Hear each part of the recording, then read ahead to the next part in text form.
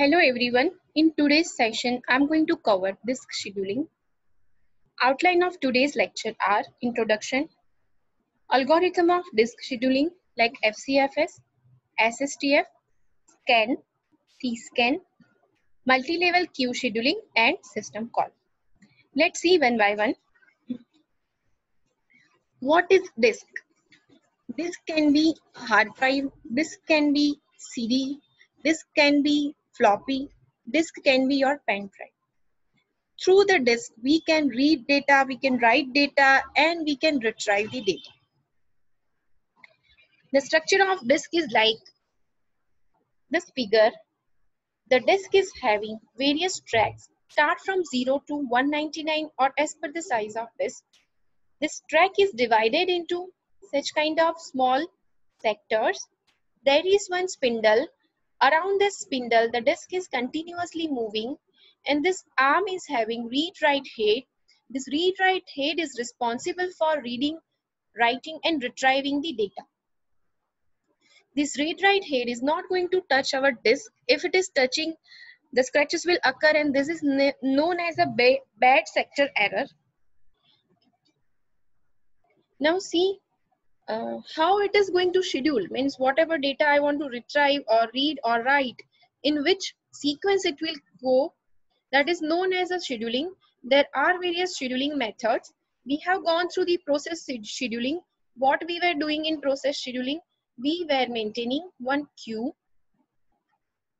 that is known as a process queue, in which all the processes are going to store, and this processes goes one by one as and when it is required.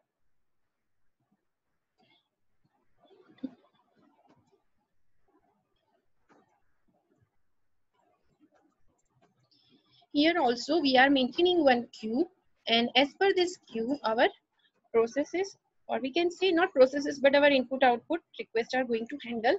You can see the figure of this hard disk drive. It is like this circular fashion, and this is the read write head which is moving.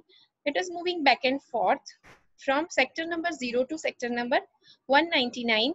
So it is moving in like this on all the tracks and sectors back and forth.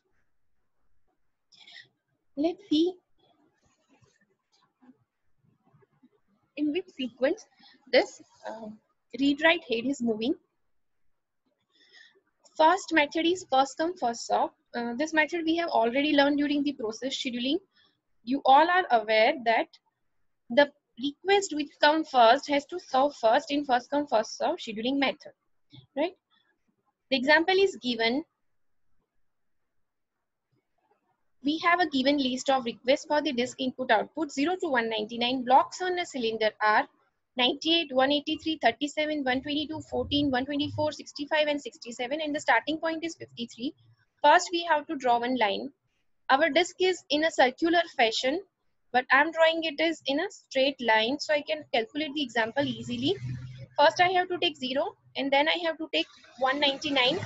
My starting point and my ending point, in between values I have to arrange in ascending order. 14, 37, then 65, 67, 53. In ascending order, in sequence, I have to arrange all these values. My starting point is 53, so I have to start from 53. And what I have to do, from this 53, I have to start.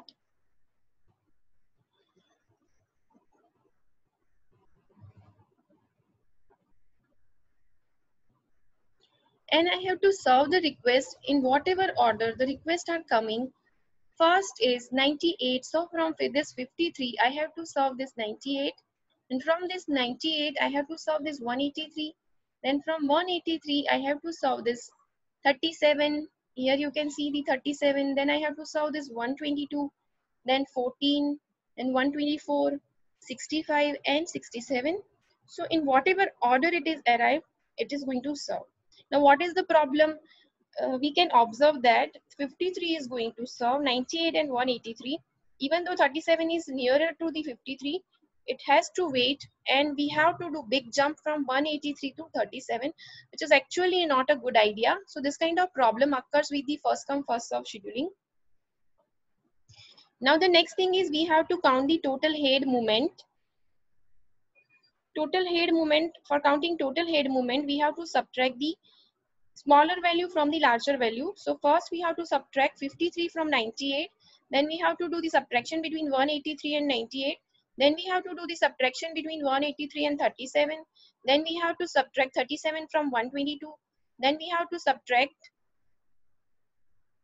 122 minus 14. Then we have to subtract 124 minus 14. Then we have to do subtraction of 124 minus 65 and 67 minus 65. So finally we will going to get 640. That is the total head movement for this FCFS given sequence.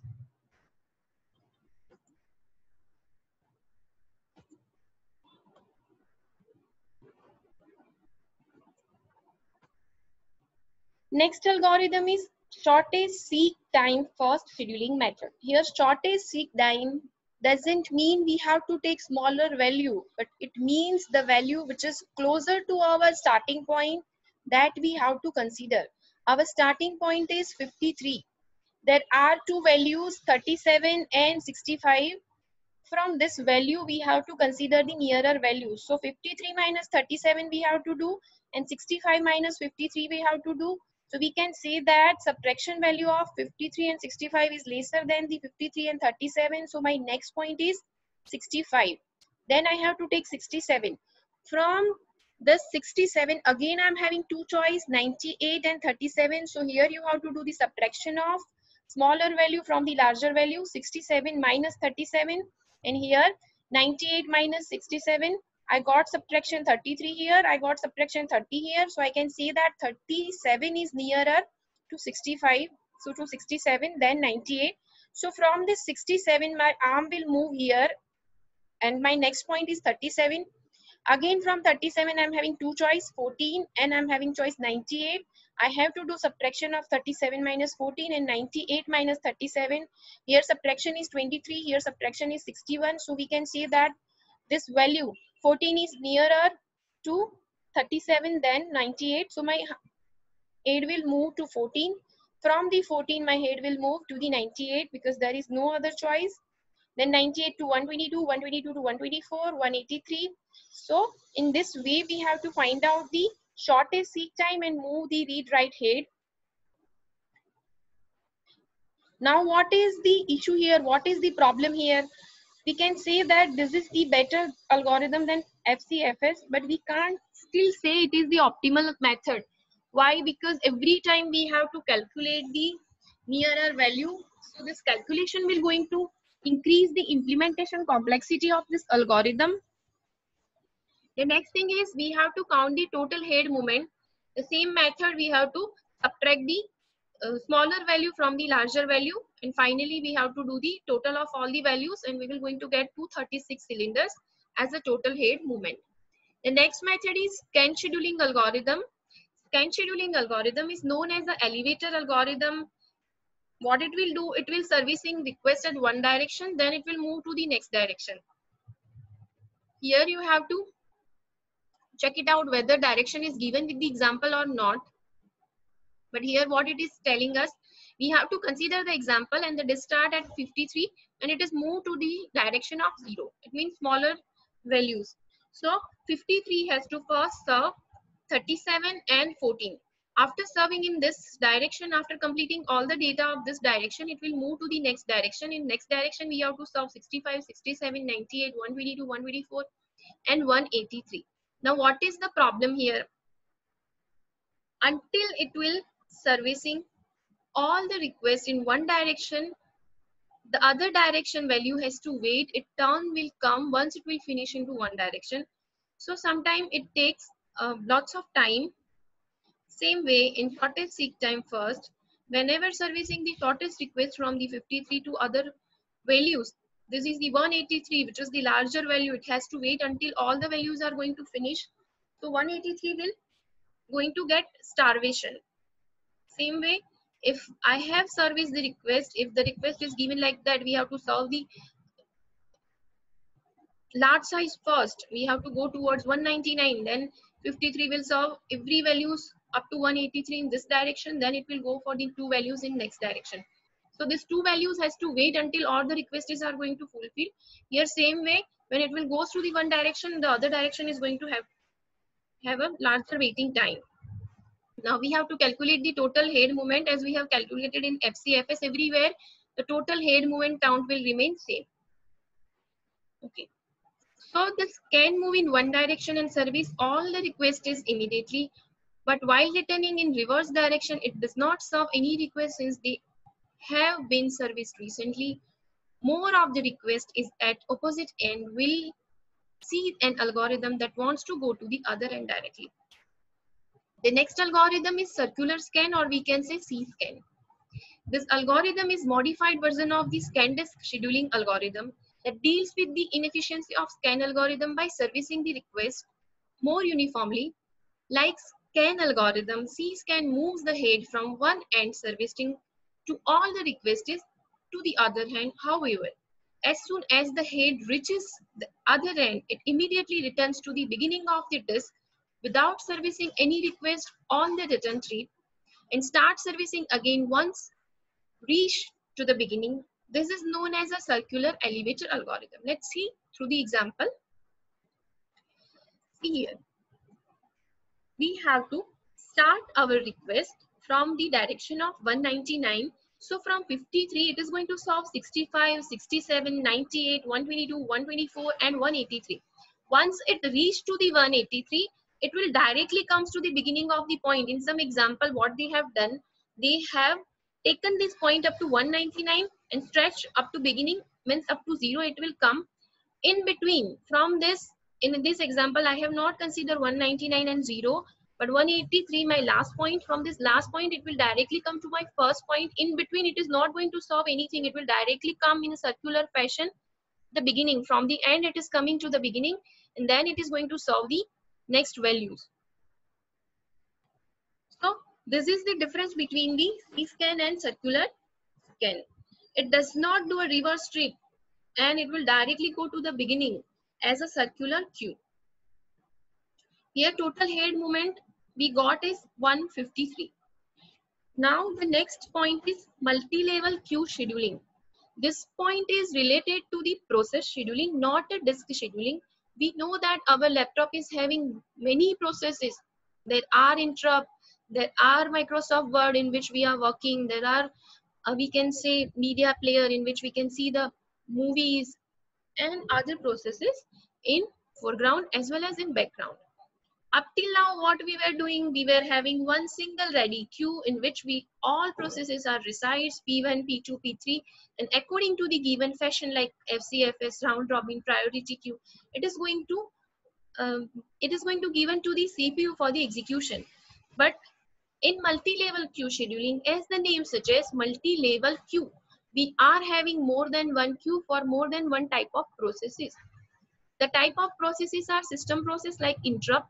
The type of process are interactive processes, means Microsoft Word in which we are actually interacting, we are typing something.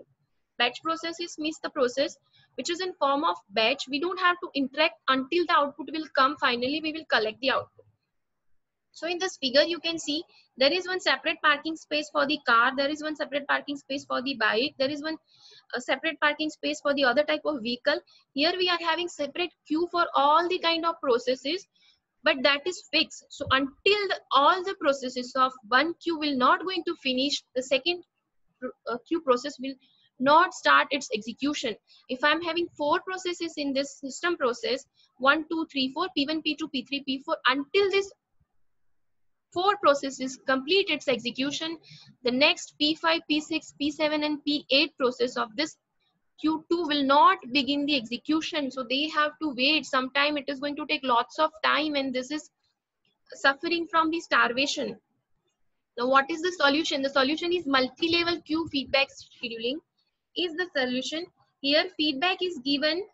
Processes can move from one queue to another queue. Suppose I'm having P1, P2, P3, P4 processes in Q1, P5, P6, P7, P8 in Q2, P9, 10, 11 and 12. Every queue is having 4 processes. Once this will finish, what I can do, if I want to run the process of Q2 early, then I can migrate this process to Q1 and it is going to execute. If some lower priority process is this here and I don't want to run it instantly, then I can migrate this lower priority process into Q3. So there is, we can say, migration of processes are possible and it is going to execute. Here every queue will apply their own scheduling methods. Like one queue is in a round robin fashion, other queue in shortest job fashion, other queue is in priority fashion, or all are in round robin fashion with the different time quantums. So processes, queues are ready to use whatever sequence is required. Next point is system call. In Unix, I have told you there is a kernel mode and the user mode. Whatever processes user can do, that comes under the user mode. For example, I want to do the summation of two values. So as an input, as a user, I can give 2 plus 2. But what is the responsibility of kernel mode? Kernel has to process this request and kernel has to display the output onto the monitor. So whenever user want any kind of service from the kernel, user has to give system call to the kernel to solve that particular request. There are various kind of system calls for the process, for the file, for the device, for the information management, and for the communication. Process control system calls deal with the process creation and process termination.